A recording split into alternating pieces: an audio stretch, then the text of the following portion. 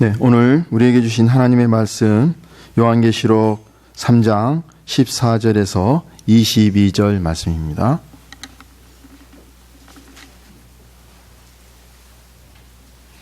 요한계시록 3장 14절에서 22절 말씀입니다. 우리 교독하시죠. 라오디게아 교회의 사자에게 편지하라. 아멘이시요 충성되고 참된 증인이시요 하나님의 창조의 근본이신 이가 이르시되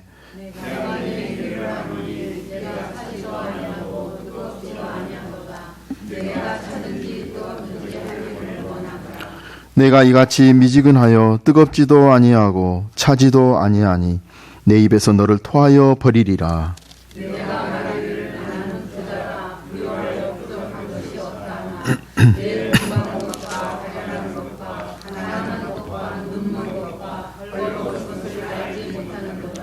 내가 너를 구원하노니 내게서 불로 연단한 금을 사서 부요하게 하고 흰옷을 사서 입어 벌거벗은 수치를 보이지 않게 하고 안약을 사서 눈에 발라 보게 하라.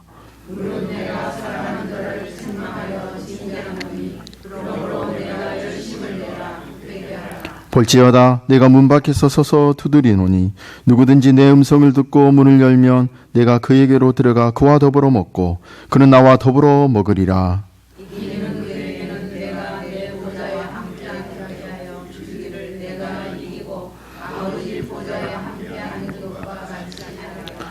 귀 있는 자는 성령이 교회들에게 하시는 말씀을 들을지어다.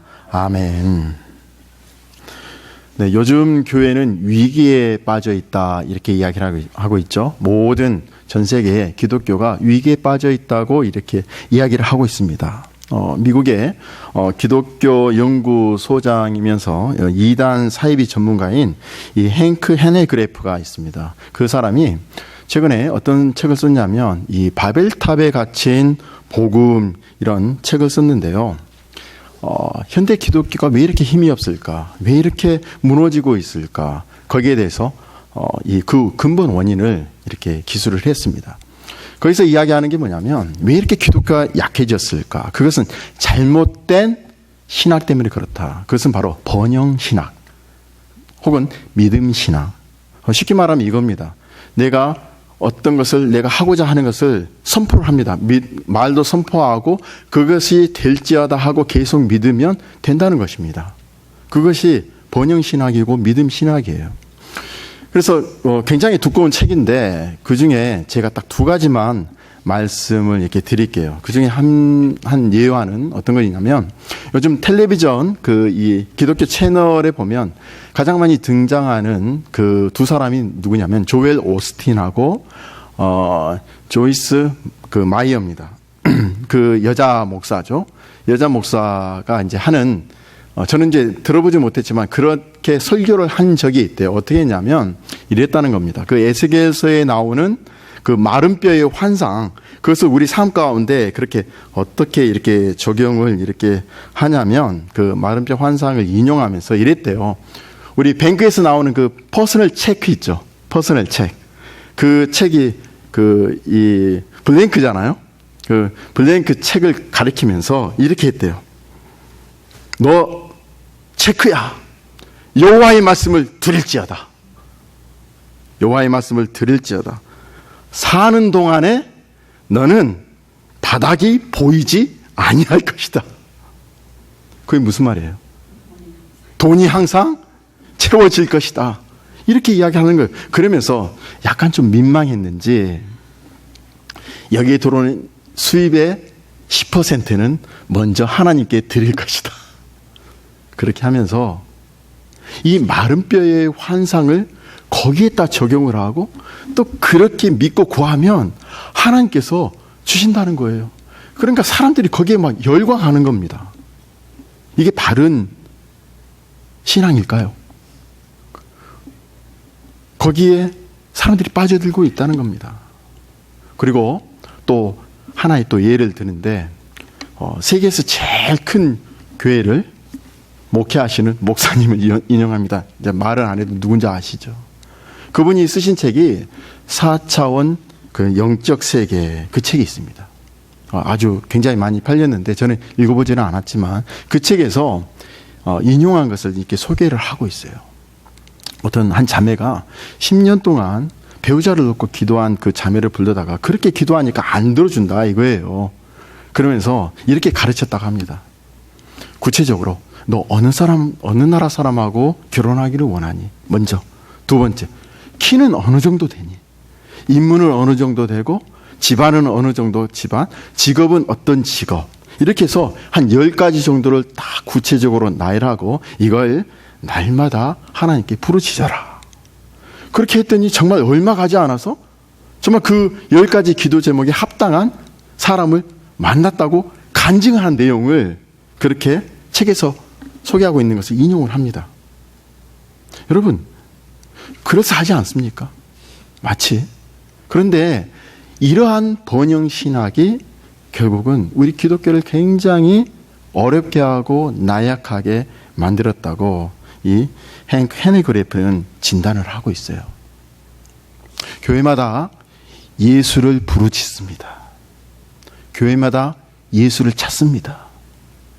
그런데 지금 현대 기독교가 부르는 예수는 어떤 예수일까요? 기적을 가져오는 예수. 비어있는 그 체크에 돈을 부어주는 예수. 내가 원하는 배우자를 미리 정해놓고 거기에 맞춰주는 예수.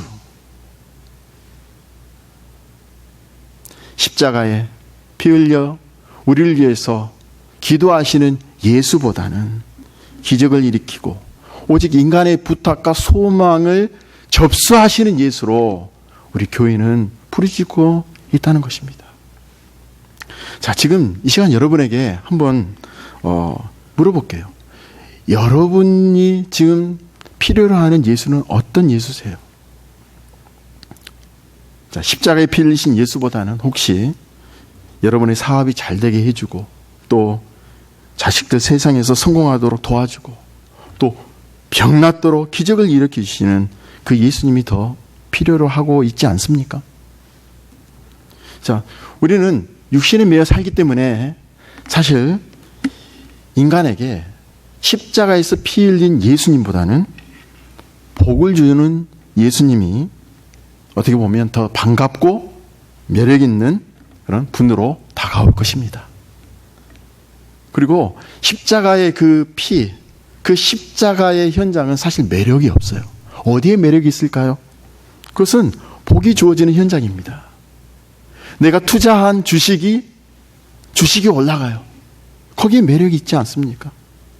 내 자녀가 너무 잘 나가요. 원하는 대학도 들어가고 원하는 배우자, 원하는 직장에서 승승장구를 달려갑니다. 거기에 매력이 있지 않습니까? 내 사업이 뜻하지도 않았는데 막 복이 부어져서 너무 잘 되어 갑니다. 거기에 뭐 매력이 있지 않습니까?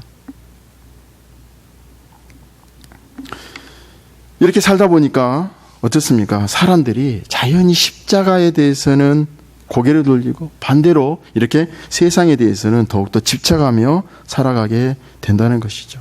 그러니까 이렇게 세상 것으로 배를 채우려 하고 또 세상 것이 채워지면 그것으로 만족하기 때문에 예수를 필요로 할 이유가 없다는 겁니다. 이러한 세상의 현실에 대해서 말하고 있는 게 오늘의 본문이에요. 자, 본문은 라오디게아 교회를 향해서 쓴 편지죠. 그러니까 예수님이 당시 이 라오디게아 교회를 향해서 어떻게 말씀하십니까? 그 행위가 차갑지도 덥지도 않다고 말씀하십니다. 오늘 본문을 다시 한번 보실까요? 15절과 16절을 한번 보십시오. 내가 내 행위를 아노니 내가 차지도 아니하고 덥지도 아니하도다. 내가 차든지 덥든지 하기를 원하노라. 내가 이같이 미지근하여 덥지도 아니하고 차지도 아니하니 내 입에서 너를 토하여 내치리라. 자, 이렇게 말씀하세요. 자, 여기서 미지근하다. 이것은 흔히 우리가 이해하는 것처럼 이 행동의 어떤 열심, 이 여부를 표현하는 그런 우리가 생각할 수 있는데요. 사실 그런 말은 아닙니다. 그러니까 어떤 사람이 열심히 교회 봉사하고 교회에 열심히 참여하고 하면은 우리는 어떻습니까? 아, 신앙이 뜨겁네? 근데 어떤 사람은 또 교회 열심히 참석하지도 않고 봉사도 하지 않으면 그 사람은 신앙이 차갑네 이렇게 생각하잖아요. 그런데 여기서 미지근하다 이런 뜻은 그런 행동의 열심의 여부가 아니라 미지근하다는 것은 이것도 아니고 저것도 아닌 그런 어정쩡한 상태, 그것을 이야기합니다. 그러니까 다시 말해서 우리 성도로서 예수님은 어떻습니까? 예수님만이 내 소망이다. 이게 우리가 갈구해야 되는 거 아닙니까? 그렇죠. 그런데 그게 아니라 예수님만이 내 소망이 아니라 예수님을 이용해서 내가 원하는 것을 얻으려고 하는 거. 이런 자세. 그러니까 예수를 위해서 내가 죽겠습니다. 이렇게 살고 가야 되는데 그게 아니라 예수가 나의 피를 위해서 존재하는 존재로 인정하는 것. 이것이 바로 미지근한 상태라는 거죠. 그러니까 말로는, 입으로는 예수 그리스도, 예수님 부르짖고 있지만 그러나 실제 행동에서는 예수를 필요로 하지 않는 상태. 이것이 바로 우리의 미지근한 상태. 이러한 미지근한 상태를 우리 예수님은 그 교회를 향해서 어떻게 이야기하십니까? 이런 교회나 성도는 토에서 내친다고 이야기를 하고 있어요. 그러면 왜 예수를 입으로는 부르짖지만 실제 생활에서는 예수를 필요로 하지 않을까요? 그것은 세상 것을 찾고 세상 것으로 배불러 있기 때문이란 것입니다. 자, 17절을 한번 보십시오. 17절을 보시면 예수님이 이 라오디게아 그 교회 상태를 정확하게 짚어주고 있습니다. 17절을 보시면 내가 말하기를 나는 부자라 부요하여 부족함이 없다 하나 내 곤고한 것과, 자 여기서 곤고는 비참입니다. 비참. 네가 비참하다 이거예요. 그리고 가련한 것과, 이 가련한 것은 불쌍하다 이겁니다. 너는 부유한 것처럼 보이지만 불쌍한 존재다, 그렇게 이야기를 하고 있어요. 그리고 가난한 것과 눈먼 것과 벌거벗은 것을 알지 못하도다, 이렇게 말을 하면서 이 라오디게아 교회의 지금 현재 있는 상태를 지적해 주고 있습니다. 이 라오디게아 그 도시는 교통의 요지였어요. 그리고 상업과 무역이 발달한 그런 도시였습니다. 그러니까 자연히 돈이 많았습니다. 부유한 도시였습니다. 그래서 인구도 많았습니다. 은행업이 발달해 있었고 아주 유명한 의술도 그런 발달했고 의료시설도 많이 있었습니다. 사람들이 그래서 대체적으로 좋은 옷 입고 좋은 음식을 먹고 그래서 건강한 그런 도시였죠. 자기 스스로 부유하다고 여긴 도시였습니다. 부족함이 없다고 여겼다는 거죠. 모든 면에서 풍족했다는 것입니다. 그렇기 때문에 십자가에 흘리신 예수님이 필요 없다는 거예요. 자기들이 배부르니까 또 자기를 과시하고 있기 때문에 자신들의 그런 비참함, 자신들의 그런 불쌍함, 가난한 것, 벌거벗음, 눈먼 것을 보지 못했다는 겁니다. 그렇기 때문에 예수님을 필요로 하지 않았다는 거죠. 여러분, 우리는 왜 예수님이 필요할까요?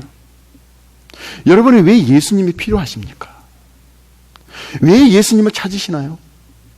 우리 예수를 믿는 우리 사람들이 왜 예수를 그렇게 필요로 합니까? 그것은 우리가 너무 비참하기 때문에 그렇다는 겁니다. 우리 인간이란 존재 자체가 비참하기 때문에 그렇다는 거예요. 왜 비참합니까? 예수가 없이는 우리는 영영 심판의 지옥불에 영영 죽을 목숨이기 때문에, 그런 존재이기 때문에 우리는 비참한 존재라는 것입니다. 여기 말처럼, 오늘 예수님 말처럼 비참하고 불쌍하고 가난하고 눈먼 그 상태라는 것입니다. 그러니까 아무리 세상 것으로, 아무리 좋은 집과 좋은 차와 좋은 직장에서 좋은 음식으로 그렇게 치장한다 하더라도 인간은 비참함과 멸망에 빠져야 할 그런 공고한 자에 지나지 않다는 것이죠. 봐야 할 것을 보지 못하고 살아가는 소경에 지나지 않다는 것입니다. 그러한 비참함, 그러한 불쌍함을 가려주는 분이 바로 예수님인데, 자기 실체를 깨닫지 못하니까 예수 그리스도를 바르게 보지 못한다는 것입니다. 그러니까 예수님 쪽에서는 이렇게 이야기하시는 것 같아요. 야, 너는 진짜 비참한 존재야. 너는 정말 불쌍한 존재야. 그리고 너는 지금 현재 눈이 멀었어. 이렇게 말씀하시는데 우리는 항상 어떻게 이야기를 하냐면, 아니에요. 나는 선한 일도 많이 했어요. 나는 교회를 이렇게 성장시켰습니다. 그리고 주님께 얼마나 많은 헌금을 바쳤습니까? 그렇기 때문에 네가 왜 가련하고 불쌍하고 비참한 존재입니까? 라고 반박하는 모습이 바로 우리의 모습과 당시의 라우디게아 교회의 모습이었다는 것입니다. 잘 사는 교회였죠. 때문에 부족함이 없었어요. 교회를 과시했습니다. 교회가 자랑거리가 되고 스스로의 힘으로도 얼마든지 잘할 수 있다고 여겼기 때문에 예수님 쪽으로 나아갈 이유가 없고 예수님을 의지할 필요가 없다는 것입니다. 여러분, 우리가 믿는 예수님의 피는요, 우리 인간의 수치를 가려줍니다. 그렇죠? 아무리 우리가 비참하고 아무리 우리가 불쌍하고 눈먼다 하더라도 우리 예수님의 피로 인해서 우리 하늘나라의 그런 영광스러운 성도로 우리를 만들어 주셨잖아요. 그렇기 때문에 예수님의 피는 자신의 수치를 인정하고 자신의 수치를 아는 자에게 필요하다는 것입니다. 그런 사람만이 예수님의 그 피를 향해서 나아오지 자신의 수치를 보지 못한 자는 절대로 예수님의 피를 인정하지 않고 의지하지 않고 예수를 필요로 하지 않다는 것입니다. 그런데 이 라우디게아 교회는 바로 그러한 배부름으로 인해서 자신의 수치를 보지 못했다는 것입니다. 그러니까 부족함이 없기 때문에 자신의 공고함, 자신의 비참함, 자신의 그런 불쌍함을 보지 못했다는 거죠. 그래서 이 예수님을 향해서 나아갈 이유가 없었다는 것입니다. 그렇기 때문에 예수님을 향해서 오늘 문을 열지 않았다고 표현을 하고 있어요. 오늘 20절 한번 보실까요? 20절에 어떻게 예수님이 이야기하십니까? 정말 간절한 마음으로 이 교회를 향해서 이야기를 하십니다. 볼지어다 내가 문 밖에 서서 두드린다. 누구든지 내 음성을 듣고 문을 열면 내가 그에게로 들어가 그로 더불어 먹고 그는 나로 더불어 먹으리라. 이 말씀을 아주 간절한 마음으로 이렇게 이야기를 하세요. 그러니까 이 말은 뭐냐면 이 세상에서 배부른 자로 사는 것을 최고로 여기는 자들에게서 우리 예수님은 이미 쫓겨나 있는 상태임을 말하는 것입니다. 오늘 주제가 뭡니까? 예수가 쫓겨난 교회, 예수를 쫓아낸 성도. 세상에서 배부르기 때문에 나는 예수가 필요하지 않습니다. 우리 교회는 지금 잘 나가고 있어요. 우리 교회는 가진 건 많습니다. 그래서 예수가 필요 없습니다. 라고 선포하고 있는 그 교회의 모습이, 그리고 예수님이 지금 쫓겨나 있는 상태가 바로 오늘 20절에서 그런 말씀하고 계신다는 것입니다. 누구든지 내 음성을 듣고 문을 열면 내가 그에게 들어가겠다고 말씀을 하지만 예수님의 음성을 들을 자가 누굴까요? 또 다가와서 문을 열 자가 누굴까요? 이미 세상 것으로 배불러 있는데 과연 이 예수님을 문을 열고 예수님을 들을 수 있는 자가 누굴까요? 자기 배부름을 위해서 사는 사람이 과연 희생을 말하고 섬김을 말하고 자기 부인을 말하는 이 예수님의 말씀을 들릴까요? 그 예수님을 향해서 문을 열까요? 아니요. 문을 열지 못합니다. 그렇기 때문에 오늘 이 20절의 이 말씀은 그 어떤 인간도 우리 예수님의 음성을 들을 자가 없고 또 스스로 예수님께 다가갈 자가 없다는 것을 선포하고 계십니다. 그런데 이 본문을 우리 인간으로 하여금 문을 열기를 촉구하는 그런 말씀으로 해석을 해버리는 경우가 좀 많이 있는데요. 자, 이 20절을 잘못 해석하면 이렇게 되는 거예요. 우리가 문을 안 열면 어떻게 됩니까? 예수님은 절대로 못 들어오신다는 겁니다. 그러니까 문을 열어서 예수님을 영접해야 된다는 것입니다. 그러니까 흔히 선교단체에서 또 예전에 혹시 사형리로 전도를 해보셨나요? 그 사형리에 이 내용이 나와요. 이 문구를 많이 인용합니다. 예수님이 지금 문 밖에 서서 당신의 마음의 문을 계속해서 두드립니다. 마음의 문을 여십시오. 그리고 예수를 영접하십시오. 이렇게 해서 여러분들의 마음의 문을 열면 예수님이 들어와서 이제는 구원을 얻습니다. 그러니까 여러분이 마음의 문을 여십시오. 이렇게 촉구를 하지만 사실 인간은요, 스스로 절대로 마음을 열 수가 없고 예수를 영접할 수가 없다는 것입니다. 그러니까 인간 스스로 마음을 열 수 있고 예수님을 영접할 수 있다면 구원의 주체가 누가 될까요? 그것은 사람이 되잖아요. 결국 인간 스스로 생명을, 천국을 선택할 수도 있고 마음에 들지 않으면 택하지 않을 수도 있다는 것입니다. 결국 예수님은 이런 천국이라는 것을 가지고 와서 큰 복다리를 가지고 와서 사람들에게 마치 찾아와서 마음의 문을 이렇게 두드리면서 제발 내가 들고 있는 이 큰 복, 천국을 제발 좀 받아달라라고 사정하는 꼴이 되지 않습니까?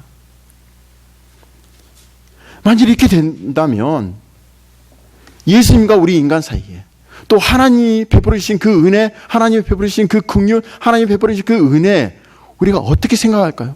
감사할 수 있을까요?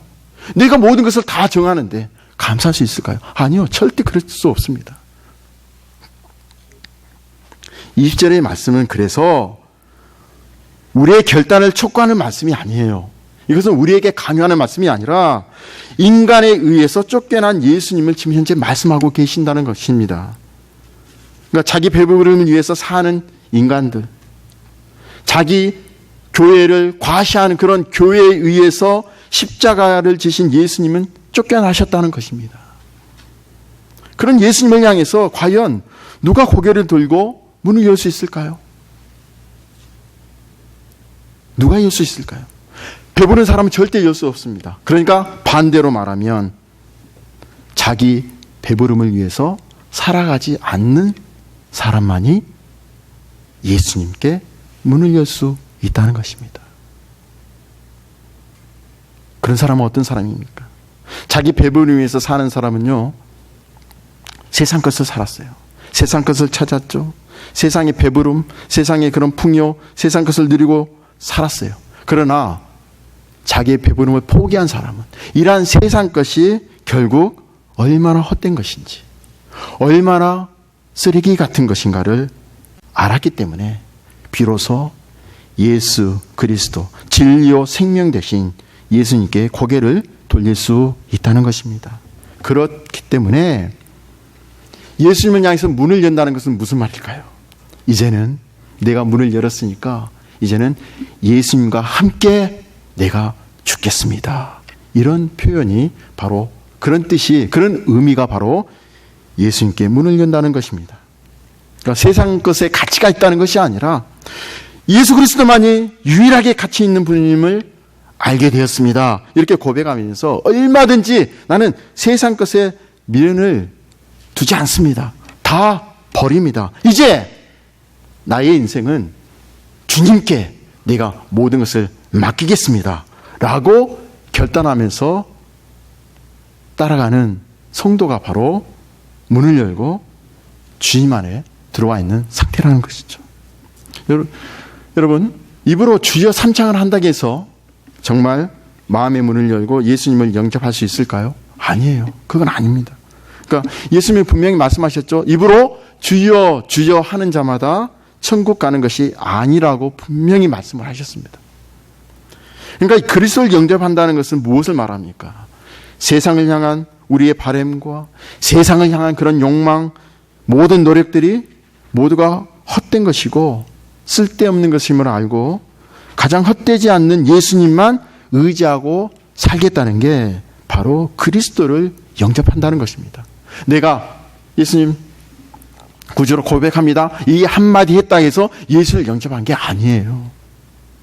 그러니까 세상 것으로 부유하고 부족한 것이 없이 산다고 해서 그것이 전부가 아니라 예수 없는 인생은 비참할 수밖에 없다는 거, 불쌍할 수밖에 없다는 거, 영적으로 눈이 멀 수밖에 없다는 거, 그것을 알고 오직 주님 한 분 바라보기 위해서 나오는 것, 이것이 바로 주님을 영접한 성도의 모습이라는 것입니다. 여러분 어떤 모습이세요? 그렇지만 우리는 우리 모두가 세상에서 배부르게 사는 것을 포기하지 못한 인간들이지 않습니까? 그래서 예수를 믿어도 배부르게 믿는 것을 원하는 사람들이잖아요. 이왕 예수 믿을 때 좀 잘 살자, 좀 배부르자, 이렇게 추구하는 게 우리들의 모습 아닙니까? 내가 원하는 대로 세상 일이 잘 되어가고 또 좋은 것을 많이 소유한 상태에서 예수를 믿고 살아가는 것이 바로 우리들의 모습이 아닙니까? 내가 원하는 것을 얻지 못하고 또 남들보다 가지지 못하고 살아가는 것에 아쉬워했잖아요. 애통을 했잖아요. 그게 바로 우리의 모습 아닙니까? 또 남들보다 못 사는 것을 부끄러워했잖아요. 부끄러워 여기고 또 비참함으로 여겼기 때문에 우리를 부끄럽게 하지 않게 해주고 당당하고 힘있게 살게 해주는 거, 그것은 돈밖에 없어, 이렇게 이러한 생각에서 떠나지 않았던 게 우리의 모습 아닙니까? 그런 우리들이 어떻게 문을 열고 예수님을 영접할 수 있을까요? 부족합니다. 절대 그럴 수 없습니다. 따라서 문을 열어라, 이런 말씀은 우리의 결단이나 어떤 행동을 촉구하는 그런 말씀이 아니라는 거죠. 이것은 우리의 행동을 요구하는 것이 아니라 예수님 쪽에서, 오히려 예수님 쪽에서 문을 여는 자로 만들겠다는 것을 의미한다는 것입니다. 우리는 능력이 없어요. 우리 힘으로 절대 열 수 없습니다. 우리는 죄인이에요. 우리는 힘이 없어요. 그 문을 열 수 있는 것은 오직 예수님밖에 없다는 것입니다. 그러니까 예수님이 그렇게 해 주신다는 거죠. 그래서 성도는 어떤 사람이냐? 바로 예수님이 나에게 해 주신 일이 무엇인가를 알고 살아가는 사람이 성도라는 것이죠. 예수님이 해결책을 주십니다. 17절에서는 우리 인간의 상태를 지적하셨어요. 너희는 비참하다, 너희는 불쌍하다, 너희는 눈이 멀었다, 이렇게 하시고 지적만 하시고 끝나는 게 아니라 18절에 그 해결책을 주십니다. 18절을 한번 보십시오. 18절을 보세요. 내가 너를 권하노니 내게서, 내가 너희들에게 권한다.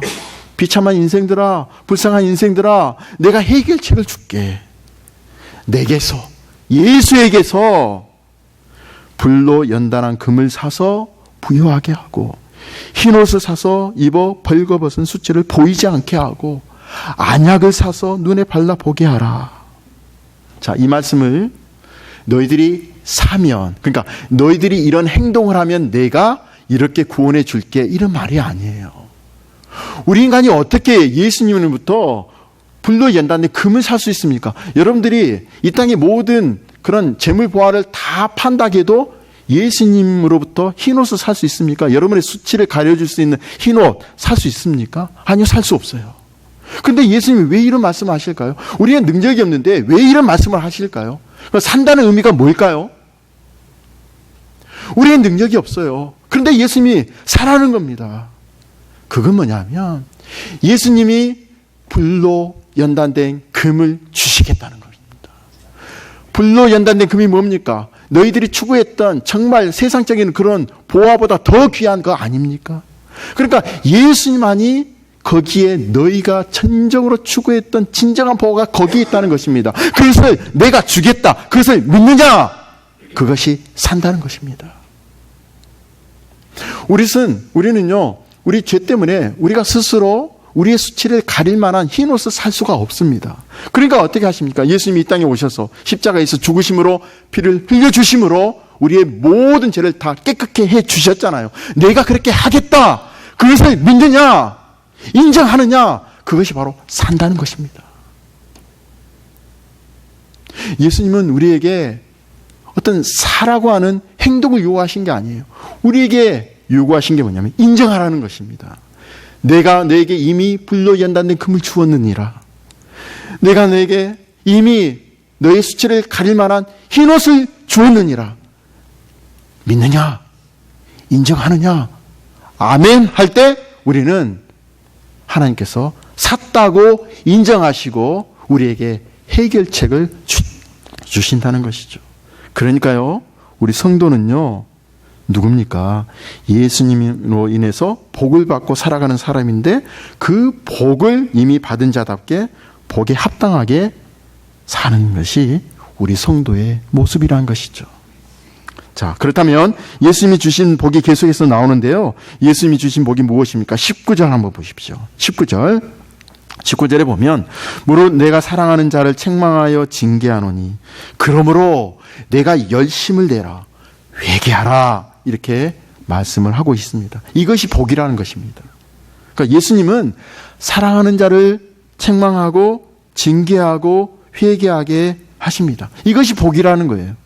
그러니까 이 복을 아는 성도는 우리를 징계하시고 책망하시고 회개하게 하신 예수님에 대해서 어떻게 한다고요? 아멘 이렇게 한다는 것입니다. 우리는 때로는 세상에서 어려움이 닥치면 무조건 힘든 상태를 우리가 빠지게 된 것을 원망하게 합니다. 원망하죠? 그러나 예수님 편에서 한번 생각해 보신 적이 있습니까? 내가 왜 이런 어려움을 당할까? 그러니까 우리 하나님은, 우리 예수님은 왜 이런 고난을 주시냐면 바로 우리로 하여금 세상을 바라보지 않고 오직 하늘을 바라보고 살게 하기 위해서 그렇게 하셨다는 것입니다. 그러니까 우리로 하여금 이런 영원한 생명을 유일한 가치로 여기며 살아가고 있는지를 묻고 회개하기 위해서 이런 일을 하셨다는 것이죠. 때문에 예수님이 주신 복을 아는 자는 바로 예수님이 하신 일에 대해서 어떻게 한다고요? 아멘! 이렇게 한다는 것입니다. 14절 보십시오. 14절에 이 라오디게아 교회에 편지를 보낸 주님에 대해서 이르기를 어떻게 합니까? 아멘이시요 충성되고 참된 증인이시요 하나님의 창조의 근본 되신이라고 이렇게 말을 하죠. 예수님이 누구시죠? 예수님은 새로운 백성을 창조하기 위해서 일하시고 하늘을 증거하시는 분이라는 것입니다. 그래서 우리 예수님이 하는 모든 일은 아멘이 될 수밖에 없다는 거죠. 우리를 징계하시고 책망하신다면 그것은 보지 못하는 것을 보게 하시고 또 우리의 가련한 것과 벌거벗은 것과 공고함을 알게 하기 위해서 회개하게 하시고자 하는 예수님의 사랑이고 은혜라는 것입니다. 그런데 오늘날 이 교회가 봐야 할 것은 보지 못하고 살고 있죠. 세상 것으로 배부르고자 하기 때문입니다. 자, 교회가 크고 교인 수가 많으면요, 그것으로 이 자기의 능력을 삼고 자랑을 여기기 때문에 자기의 비참함, 자기의 불쌍함을 보지 못합니다. 반면에 교회가 작고 가진 것이 없다면 그것을 부끄럽게 여기기 때문에 진짜 부끄러운 모습이 무엇인지를 보지 못한다는 것입니다. 라오디게아 교회는 스스로 부유하다고 했지만 예수님이 보실 때 벌거벗었고 비참하고 불쌍하고 가난하고 눈먼 상태였다는 것이죠. 그것이 곧 오늘 우리들의 모습이기도 합니다. 그러나 문제는 뭐냐? 그러한 실체를 보지 못하고 산다는 거죠. 인간이 얼마나 가련하고 공고하고 가난하고 눈먼 존재인가를 보지 못한다는 겁니다. 좀 돈이 있고 좀 집이 있고 자식이 있고 직장이 있어서 잘 살고 있으니까 자신이 얼마나 비참한지 얼마나 불쌍한지 그러한 불쌍한 존재로 바라보지 못한다는 것입니다. 자, 세상에 빠져있기 때문에 어떻습니까? 세상 것을 전부로 알고 살아가는 그 자체가 바로 비참하고 불쌍한 모습인 것을 알지 못한다는 거죠. 그런 우리들에게 예수님이 어떻게 다가오십니까? 십자가에 피 흘리시는 모습으로 우리에게 다가오신다는 거죠. 그리고 이 세상이 전부인 줄 알고 살아가던 우리를 부끄럽게 하시고 내가 곧 가난하고 내가 곧 비참하고 내가 곧 불쌍하고 눈먼 소경이었음을 알게 하신다는 겁니다. 그럴 때 나에게 필요한 것은 무엇일까요? 세상 재물이 아니죠. 그게 아니라 오직 그리스도라는 것을 고백하게 만드신다는 것입니다. 그것이 곧 문을 연 성도의 모습이라는 거예요. 이 모든 것이 이런 예수님으로 인해서 우리에게 주어진 혜택이라는 것입니다. 그래서 복이라고 이야기를 하고 있어요. 오늘 본문이 무엇을 말합니까? 오늘 우리가 과연 무엇을 필요로 하고 살아가는지를 다시 한번 점검해주는 그런 본문이라고 볼 수가 있겠죠. 믿음이 있다고 생각을 했어요. 또 예수님만 필요하다는 마음으로 살고 있다고 생각했는데 다시 한번 내 마음을 들여다보니까 어떻습니까? 역시 돈을 따라 살아가지 못하는 자신의 실체를 발견하게 된다는 것입니다. 천국보다는 천국만 있으면 된다는 그런 마음인 줄 알았는데 돈이 없다는 것 때문에 남들처럼 풍족하게 살지 못하는 것 때문에 불평하고 원망했던 그런 실체를 발견하게 된다는 것입니다. 그것이 바로 오늘 저와 여러분들의 모습이라는 거죠.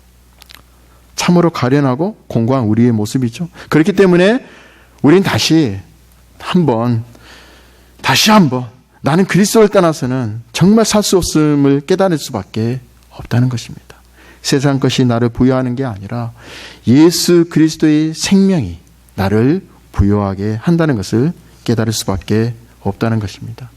이것이 이미 영광스러움에 든 성도의 모습이죠. 그리고 예수님이 우리를 이렇게 만들어 가신다는 겁니다. 자, 성도는 예수님을 안다는 것으로 이미 부요한 자입니다. 믿으십니까? 그래서 세상 것 때문에 부끄러워하지 않아요. 더 이상 세상 것을 추구하지 않습니다. 예수가 쫓겨난 우리 분일교회가 되지 않기를 바랍니다. 예수를 쫓아낸 여러분들이 또 저 자신이 되지 않기를 바랍니다. 그러한 성도로 사는 게 아니라 하늘의 영광에 합당한 자로 오직 예수만 바라보고 살아가는 우리 모두가 되기를 주의 이름으로 축원드립니다. 기도하겠습니다. 하나님 아버지, 우리 자신이 우리의 세상적인 욕심으로 예수님을 쫓아내는 사람이 되지 않게 하시고 우리 분열교회 역시 예수를 쫓아내는 교회가 되지 않도록 도와주시옵소서. 예수 그리스도 때문에 복을 받고 살아가는 사람인데 복을 받은 자답게 복에 합당하게 살고 있는가를 늘 점검케 하시고 세상 것 부러워하지 않고 오직 예수를 안다는 것 자체로 부유한 성도들 되게 하여 주옵소서. 감사드리며 예수 그리스도 이름으로 간절히 기도드립니다. 아멘.